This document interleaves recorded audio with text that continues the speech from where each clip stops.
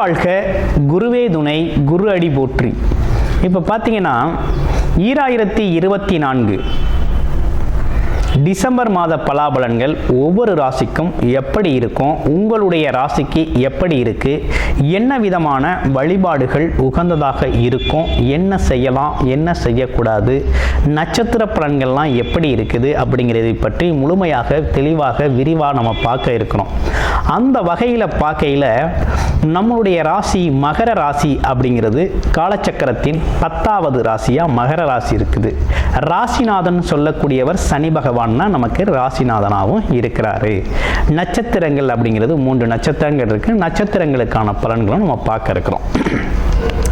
இப்போ என்னன்னா, நம்ம தொடர்ச்சியாக நம்ம சேனல்ல மாத பலன்கள், வருட பலன்கள், கிரக பயிற்சி பலன்கள் அப்படின்னு தொடர்ச்சியாக நம்ம பார்த்துக்கிட்டு இருக்கோம். அந்த வகையில் பார்த்தீங்கன்னா நமது நேயர்கள் நிறைய பேர் நமக்கு ஜாதகங்களை அனுப்பியிருக்காங்க, குடும்ப ஜாதகமும் அனுப்பி பார்த்துருக்கீங்க. அது மட்டும் இல்லாமல் பார்த்தீங்கன்னாக்க திருக்கணித முறைப்படி ஜாதகம் எழுதவும் கொடுத்துருக்கீங்க. அனைவருக்கும் ஸ்ரீ பாலசுப்ரமணியர் அருளால் மனமார்ந்த நன்றியை தெரிவிச்சுக்கிறேன். இப்போ பார்த்தீங்கன்னாக்க நம்மளுடைய ராசியிலேயே பார்த்தீங்கன்னா ராசியிலேருந்து 2ஆம் இடத்துல சனி பகவான் இருக்கிறாரு. 7.5 சனி காலம் அப்படிங்கிறது போயிட்டு தான் இருக்குது, ரன்னிங்கில் தான் இருக்குது. அது மட்டும் இல்லாமல் இப்போ 2ஆம் இடத்துல இருக்க சனி, 3ஆம் இடத்துல இருக்கக்கூடிய ராகு, அது மட்டும் இல்லைங்க, உங்களுடைய ராசியிலேருந்து 5ஆம் இடத்துல இருக்கக்கூடிய குரு பகவான் வக்ரவ நிலையில் இருக்கிறார். அதே நேரத்தில் உங்களுடைய ராசியிலிருந்து 7ஆம் இடத்துல செவ்வாய் பகவான் நீச வக்ரவம் பெற்றிருக்கிறார். அடுத்து 9ஆம் இடத்துல கேது, 11ஆம் இடத்துல யார் இருக்குது அப்படின்னா புதன் சூரியன் புத ஆதித்ய யோகத்தோடு இருக்கக்கூடிய ஒரு அமைப்பு. 12ஆம் இடத்துல சுக்கிரன் இருக்கிறாரு. அவரும் இந்த மாதத்தோட பிற்பகுதியில் 15ஆம் தேதிக்கு பிறகு 18ஆம் தேதிக்குள்ளக அவர் என்ன பண்ணுறாரு அப்படின்னா உங்களுடைய ராசியிலே வந்து அமரப்போகிறார். அவர் உங்களுக்கு பாக்யாதிபதி, பஞ்சமாதிபதி, பூர்வ புண்ணியாதிபதி அப்படின்னு சொல்லக்கூடிய லாபத்தை, அதிர்ஷ்டத்தை தரக்கூடியவராக அவர் இருக்கிறார். அப்போ இந்த காலகட்டம் உங்களுக்கு என்ன விதமான பலன்களை கொடுத்துருக்கு அப்படின்னு பார்க்கையில், உங்களுடைய ராசிநாதன் ஆட்சி பெற்று வலுவாக 2ஆம் இடத்துல இருக்கிறார். சொன்ன சொல்ல காப்பாற்ற முடியும். ஓகேங்களா? வக்ரவ காலத்தில் தான் நீங்கள் கொஞ்சம் சிரமப்பட்டீங்க. சனி வக்ரவ காலம், வக்ரவ நிவர்த்தி அடைஞ்சிருச்சு. வக்ரவ காலத்தில் உங்களுக்குன்னு ஒரு சிரமம் அப்படிங்கிறது இருந்துச்சு. தொழில் ரீதியாக, வேலை ரீதியாக, குடும்ப ரீதியாக, குடும்பத்தில் பேச்சுவார்த்தை, பழக்க வழக்கங்களில் இருந்த சிக்கல்கள், அடுத்து பார்த்தீங்கன்னா தொழில் ரீதியாக கமிட்மெண்ட்டை சரி செய்ய முடியல அப்படிங்கிற மாதிரி இருந்தது. அதெல்லாம் பார்த்தீங்கன்னா ஒரு நல்லதொரு மாற்றம் ஏற்பட்டிருக்கு, நல்லதொரு முன்னேற்றம் ஏற்பட்டிருக்கு. என்ன மாதிரி முன்னேற்றம் ஏற்பட்டிருக்கு அப்படின்னா, தொழில், வேலை, வருமானம் சம்பந்தப்பட்டதுக்கு அதிபதியாக இருக்கக்கூடியவர் யாருன்னா உங்களுக்கு வந்து சுக்கிரன் தான். வேலை அதிபதினு சொல்லக்கூடியவர் புதன். இப்போ புதன் எப்படி இருக்காரு? சூரியனோடு சேர்ந்து குரு, அதாவது புத ஆதித்ய யோகத்தோடு இருக்கிறார். அவர் இருக்கிற இடம் 11ஆம் இடம், லாபத்தில் தான் இருக்கிறார்.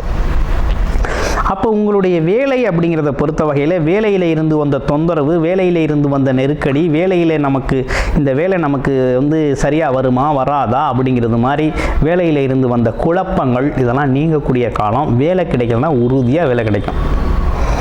அதாவது இதுவரை நீங்கள் தேடி போய் வேலை அலைஞ்சிருப்பீங்க இல்லையா, வேலை கிடைக்கலன்னு இருந்த காலம் போய் வேலை அப்படிங்கிறது உங்களை தேடி வரக்கூடிய காலமாக இந்த காலம் அமைஞ்சிருக்குது.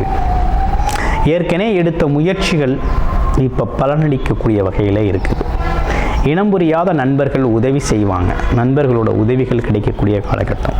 அதே போல் அரசு துறைகளில் எக்ஸாம் எழுதுகிறவங்க, அரசு துறை சார்ந்து முயற்சி செய்கிறவங்களுக்கெல்லாம் பலன் கிடைக்கக்கூடிய ஒரு காலகட்டம். அரசாங்க காரியங்கள் நடக்கக்கூடிய காலகட்டம். கமிஷன் தொழில்கள் வெற்றி பெறக்கூடிய காலகட்டமாக இருக்குது. அப்போ தொழில் சார்ந்த முன்னேற்றம், தொழிலுக்கான முதலீடு இல்லை, பணம் இல்லை, தொழிலில் லாபம் கிடைக்குமோ கிடைக்காதோ அப்படின்னு சொல்லி குழப்பத்தில் இருந்த சூழ்நிலையெல்லாம் மாறி இப்போ பார்த்தீங்கன்னா தொழில் வியாபாரம் அப்படிங்கிறது செழிக்கக்கூடிய வகையில் இருக்குது. கொஞ்சம் முதலீடு செய்யலாமா வேண்டாமா அப்படிங்கிற ஒரு சிந்தனையில் இருப்பீங்க. தாராளமாக நீங்கள் முதலீடு செஞ்சு உங்களுடைய தொழில் அபிவிருத்தியை ஆரம்பிக்கலாம். உங்களுடைய சுய ஜாதகம் எப்படி இருக்குது, என்ன மாதிரி சூழ்நிலை இருக்குது அப்படிங்கிறதையும் ஆய்வு பண்ணிக்கிட்டு நீங்கள் செய்யலாம். அப்போ தொழில், வேலை, வியாபாரம் அப்படிங்கிற ஒரு விஷயம் கிளியராக இருக்குது. சரி, வருமானம் எப்படி இருக்குன்னா வருமானமும் நல்லா இருக்குது. இதுவரையும் சொன்ன சொல்ல காப்பாற்றிக்கிட்டு வந்தீங்க, இனிமேல் நல்லபடியாக காப்பாற்றுவீங்க.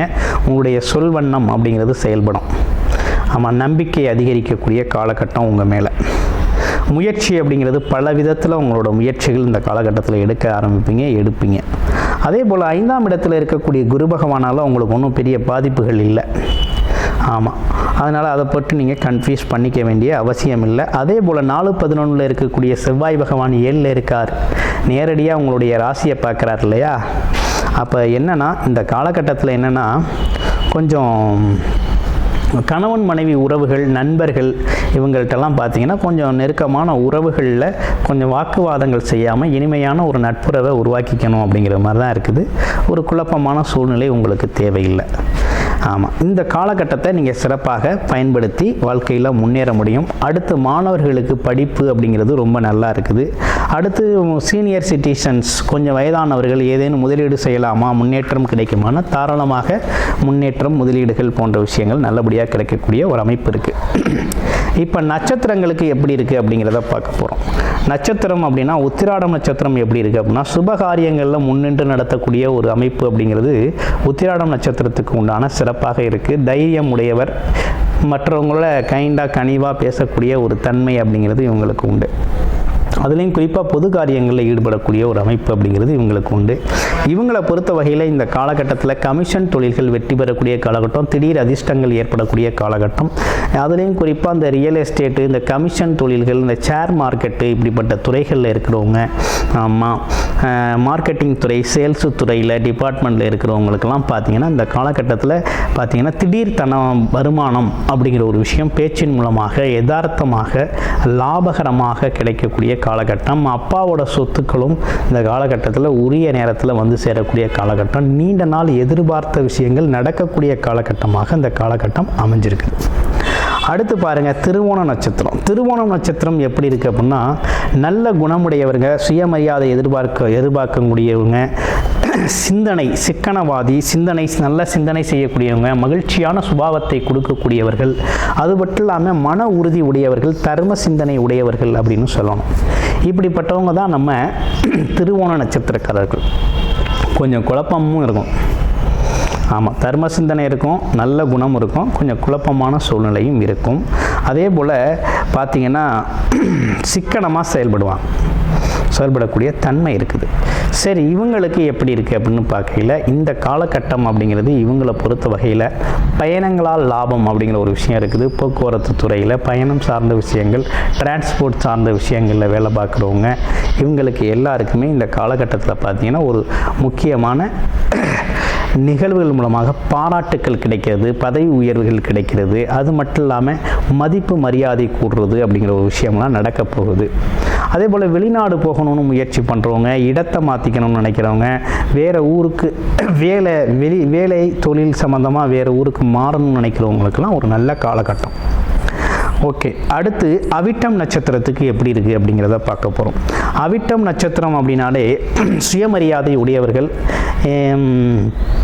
தன்னம்பிக்கை உடையவர்கள், தன்னை நம்பி வந்தவங்களை காப்பாற்றுவாங்க. அதே மாதிரி பார்த்தீங்கன்னா சொல்ல காப்பாற்றுறதுல குறியாக இருக்கக்கூடிய ஒரு அமைப்பு அப்படிங்கிறது அவிட்டம் நட்சத்திரத்துக்கு உண்டு. அதே போல் வீரம், வேகம், புத்திசாலித்தனம் அப்படிங்கிற ஒரு விஷயம்லாம் இருக்குது. தொழில் நுணுக்கம் அப்படிங்கிறது அவிட்டம் நட்சத்திரக்காரர்களுக்கு நிறையவே உண்டு. எந்த ஒரு தொழில் செஞ்சாலுமே அந்த தொழில் நுணுக்கம் அப்படிங்கிறத அவங்க கற்று வச்சுருப்பாங்க. ஆமாம், அந்த தொழில் நுணுக்கத்தோடவே எல்லாத்தையும் செயல்படுவாங்க. சின்னதாக கோபம் வரும். கோபத்தையும் இவங்கள்ட்ட எதிர்பார்க்கலாம். கோபமும் இருக்கும். சரி, ரைட்டு. இவங்களுக்கு எப்படி இருக்குது, இந்த காலகட்டத்தில் என்ன செய்யலாம் அப்படின்னு பார்க்கையில் இந்த காலகட்டத்தை பொறுத்த வகையில் கூட்டு தொழில்கள் சம்மந்தப்பட்ட விஷயத்தில் ஈடுபடக்கூடாது. அது மட்டும் இல்லாமல் கணவன் மனைவி சம்மந்தப்பட்ட விஷயத்தில் தேவையில்லாத வாக்குவாதங்களை தவிர்த்துக்கணும். அடுத்து பார்த்தோம்னா செய்யக்கூடாத விஷயங்கள், அடுத்து பார்த்தோம்னாக்க இளைய சகோதரி உறவுகளில் தேவையில்லாத வாக்குவாதங்கள், ஏதேனும் குடுக்கல் வாங்கல் இருந்தால் இப்போ அதை பற்றி பேச வேண்டிய அவசியம் இல்லை. சிறிது காலம் தள்ளி போடலாம் அப்படிங்கிற ஒரு அமைப்பு அப்படிங்கிறது இருக்குது. அதே நேரத்தில் கமிஷன் தொழில்கள் இவங்களுக்கு கை கொடுக்கும். தாராளமாக கமிஷன் தொழில்களை செஞ்சுக்க முடியும். சரி, என்ன விதமான வழிபாடுகள் நல்லாயிருக்கும் அப்படிங்கிறத இந்த மாதத்துக்கு பார்க்கையில் ஸ்ரீ முருகன் வழிபாடு செவ்வாய்க்கிழமைகளில் தொடர்ச்சியாக நீங்கள் செஞ்சுக்கிட்டு வரணும். அதே நேரத்தில் பார்த்தீங்கன்னா உங்களுக்கு இந்த காலகட்டத்தில் பார்த்தீங்கன்னா ஆஞ்சநேயர் வழிபாடு அப்படிங்கிறதையும் தொடர்ச்சியாக நீங்கள் செஞ்சுக்கிட்டு வர வேண்டிய அவசியம் அப்படிங்கிறது. சனிக்கிழமைகளில் ஆஞ்சநேயர் வழிபாடு செய்யுங்க, வாழ்க்கை வளமாகும். உங்களுடைய முழுமையான ஜாதகம் சுய ஜாதகத்தை தசாபுத்தி அடிப்படையில் பார்க்கணும் அப்படின்னு நினச்சிங்கன்னா டிஸ்பிளேல தர்ற நம்பருக்கு கால் பண்ணி அப்பாயின்மெண்ட் வாங்கிக்கிட்டு உங்களுடைய ஜாதகத்தை நீங்கள் முழுமையாக பார்த்து கொள்ள முடியும். நன்றி, வணக்கம், வாழ்த்துக்கள்.